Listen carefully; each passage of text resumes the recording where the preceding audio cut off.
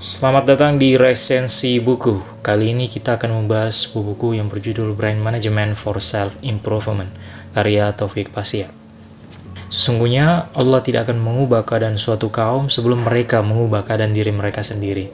Quran Surat Al-Ra'd ayat 11. Hanya dengan memperbaiki diri dahulu, maka perbaikan yang lebih luas akan dapat dilakukan. Perubahan diri merupakan hasil sebuah proses integratif yang melibatkan banyak ilmu dan pendekatan. Jika ingin mengubah diri, maka mustahil hanya menggunakan satu jenis ilmu, satu pendekatan, satu jenis strategi, dan satu jenis cara. Kesan ini sekaligus memberikan pencerahan bahwa menguasai satu ilmu sangatlah tidak cukup untuk menangani banyak masalah manusia dan kemanusiaan. Perubahan paradigma tentang organisme manusia yang utuh dikukuhkan dengan banyak penemuan dalam neuroscience yang menyebabkan kedahsyatan otak manusia. Otak manusia terbukti merupakan bagian tubuh yang tidak saja dicirikan oleh komponen-komponen struktural seperti dipelajari ahli anatomi selama ini dan diaplikasikan secara klinis oleh para ahli saraf dan ahli bedah saraf. Otak manusia merupakan bagian tubuh yang kedahsyatannya terjadi karena interdependensi atau kesaling bergantungan seluruh komponen-komponennya. Kedahsyatan otak terjadi karena adanya sirkuit-sirkuit canggih yang terbentuk ketika semua komponen otak bekerja secara harmonis.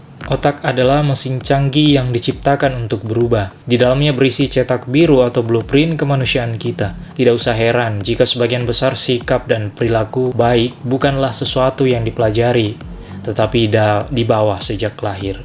Eric Kandel, ahli saraf yang mendapat Nobel Kedokteran tahun 2002, menemukan bahwa pengondisian stimulus dapat menata molekul-molekul kimia yang berkaitan. Penemuan ini membuktikan bahwa apa yang kita sebut sebagai keadaan-keadaan psikologis atau kejiwaan sesungguhnya tidak terlepas dari keadaan neurobiologis. Pikiran dan perasaan bahkan keseluruhan jiwa kita memiliki biological roots atau dasar-dasar biologi. Aplikasi klinisnya antara lain psikoterapi dan pendidikan dapat mengubah biometabolisme, neurotransmitter, dan biostruktur sinapsis. Nature dan nurture mempengaruhi penyusunan sinapsis sel saraf yang kemudian menyusun mind dan behavior.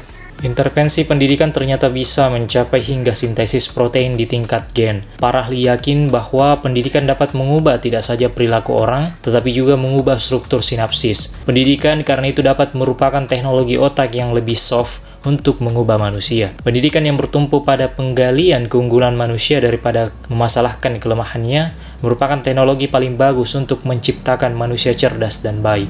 Secara lahiriah, setiap orang yang dilahirkan sudah membawa 3 buah dorongan yang dapat menjadi daya dorong setiap kegiatan kehidupannya.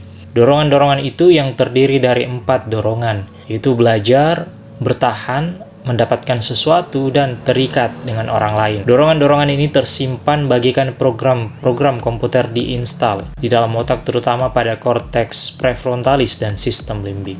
Spiritualitas dan kecenderungan manusia untuk menjadi makhluk spiritual ternyata merupakan bawaan atau nature yang sengaja disiapkan oleh Sang Pencipta. Faktor-faktor sosiologis dan kultural kemudian membingkai bawaan spiritualitas itu sebagai ritus-ritus yang penuh dengan simbol-simbol. Manusia tidak perlu diajar tentang Tuhan, karena memang ia tahu secara alamiah tentang itu. Agama-agama hanyalah sarana untuk memberikan bentuk dan cara kepada pengenalan akan Tuhan. Filsuf dan penulis Milton dalam karyanya Paradise Lost menyatakan bahwa pikiran atau berpikir dapat membuat surga dari neraka dan neraka dari surga. Mistikus dan pemusik India Hazrat Inayat Khan bahkan berpendapat bahwa you are what you think. Anda adalah apa yang Anda pikirkan. Jika kita berpikir siapa, apa, dan bagaimana kita, maka jadilah kita seperti itu.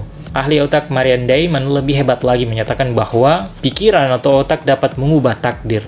Kita pasti pernah mengalami keadaan di mana kita cenderung untuk menerima, menyimpan dalam pikiran, dan mengingat-ingat pendapat yang menyokong apa yang kita sampaikan. Tidak penting soal benar salahnya. Bahkan kita kerap menjadi pemusnah gagasan bagus orang lain yang dianggap bertentangan dengan apa yang kita sampaikan.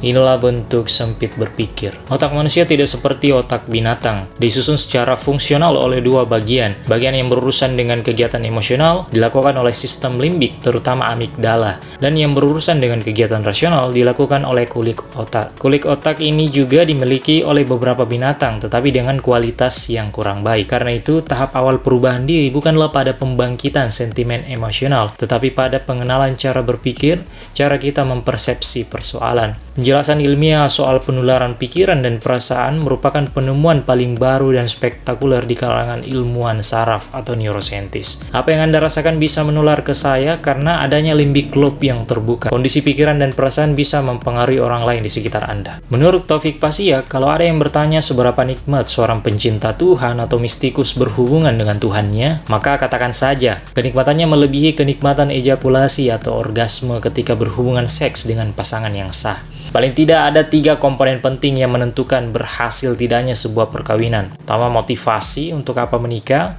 finansial, dan etika. Kalau boleh diumpamakan sebagai sebuah segitiga sama sisi, maka motivasi merupakan basis dari segitiga itu. Sementara sisi kiri kanannya dibentuk oleh finansial dan etika. Termasuk dalam etika rumah tangga adalah soal hubungan seks rutin. Seks itu dilakukan tidak karena terpaksa, tetapi karena birahi cinta yang kuat. Seks bukan soal puas memuaskan, tetapi beri-memberi. Ketika Anda siap digauli, itu artinya Anda telah siap memberikan cinta, bukan kepuasan. Musik dipercaya sebagai salah satu sarana mendidik orang, terutama mengajarkan kelembutan dan cinta. Alunan musik yang mengalun memberi nuansa pada jiwa yang mampu membawa perubahan. Orang awam menyebutnya rasa seni atau sense of art. Musik tertentu bahkan menjadi sarana penyembuhan diri yang sangat baik. Beberapa penelitian menemukan bahwa musik tertentu dapat memperbaiki kekebalan tubuh, meningkatkan vitalitas, dan menyuguhkan keriangan hati sepanjang hari. Pengaruh musik terhadap tubuh yaitu meningkatkan energi otot, meningkatkan energi molekul, memengaruhi denyut jantung, memengaruhi metabolisme, meredakan nyeri dan stres, mempercepat penyembuhan pada pasien pasca operasi, meredakan kelelahan, membantu melepaskan emosi yang tidak nyaman, dan menstimulasi kreativitas, sensitivitas, dan berpikir. Para peneliti menyimpulkan untuk manusia, makin sering bergerak, makin kaya lingkungan tempat tinggal, makin baik otak kita. Sebaliknya, makin sering menggunakan alkohol, makin mengurangi kemampuan motorik dan kekuatan menjaga keseimbangan tubuh. Otak dan otot saling berhubungan erat. Termasuk fakta penelitian bahwa makin sering kita bergerak dengan olah tubuh, makin baik daya ingat dan kewaspadaan kita. Latihan fisik atau olah tubuh mempengaruhi otak melalui 3 cara. Peningkatan aliran darah ke otak sehingga otak mendapatkan tambahan darah yang sedikit lebih banyak. Meningkatkan produksi sejenis hormon bernama NGF, nerve growth factor, yang dapat meningkatkan fungsi otak melalui rangsangan perkembangan sel-sel saraf serta meningkatkan produksi zat penghantar pesan di otak bernama dopamin. Mens sano in corpore sano. Pikiran yang sehat berada pada tubuh yang sehat. Ada pertanyaan?